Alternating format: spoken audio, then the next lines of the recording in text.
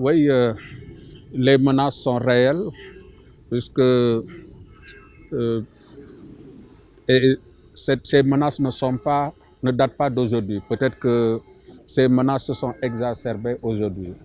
Parce que c'est à cause de ces menaces que très tôt, les autorités coloniales d'abord, ensuite euh, l'État du Sénégal souverain a eu à mettre en place un réseau d'air protégé. C'était justement pour prévenir les risques de disparition des espèces de la moyenne et grande faune. Pour mémoire, je rappelle que le Nyokolokoba a été créé en 1954, donc c'était avec les autorités coloniales. Et aujourd'hui, si on parle encore de la grande faune au Sénégal, c'est à cause de la conservation du parc national du Nyokolokoba. Bon, partout où cette faune existait avant, aujourd'hui, cette faune a disparu. Bon, on peut dire la même chose par rapport aux écosystèmes deltaïques, comme au niveau du parc national des oiseaux du Djoudj, dans le delta du fleuve Sénégal. Vous savez qu'aujourd'hui, le Djoudj est presque réduit en un isolat, puisque entouré partout par des périmètres rizicoles. Si ce parc n'existait pas, aujourd'hui, on ne parlerait plus du parc national des oiseaux du Djoudj comme havre de paix pour les oiseaux migrateurs. Euh, non loin de nous, on peut parler du parc national des îles de la Madeleine, qui est au large de Dakar, qui est créé depuis 1976. Aujourd'hui, il y a des espèces endémiques, des oiseaux qui ne se reproduisent qu'au niveau des îles du parc national des îles de la Madeleine. Et ces oiseaux sont là. Si le parc n'était pas protégé, effectivement, ces oiseaux n'allaient pas pouvoir se reproduire. Toutes les espèces sont menacées, même l'espèce humaine. Parce que toutes les espèces, je peux dire, puisque là où on conserve, il y a des espèces, tout autour, tout a été détruit, donc ça crée en tout cas de la convoitise qui ne fait que exacerber cette pression. Au Sénégal, on peut parmi ces espèces emblématiques, on peut parler de l'éléphant, puisque beaucoup de personnes pensent que l'éléphant a complètement disparu du Sénégal. Or que non, on continue. En avril 2018, nous avons eu des photos, nous avons eu des illustrations, nous avons des lions, des panthères et autres.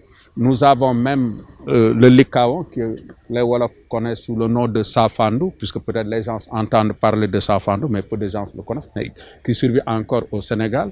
Nous avons une antilope qu'on appelle l'élan de Derby, c'est la plus grande antilope du monde, certainement la plus belle, qui ne survit plus dans le monde qu'au niveau du Sénégal. Bon, nous avons des chimpanzés, une population estimée à 500 individus dans le Nyokolokoba et autour dans la région de Kédougou.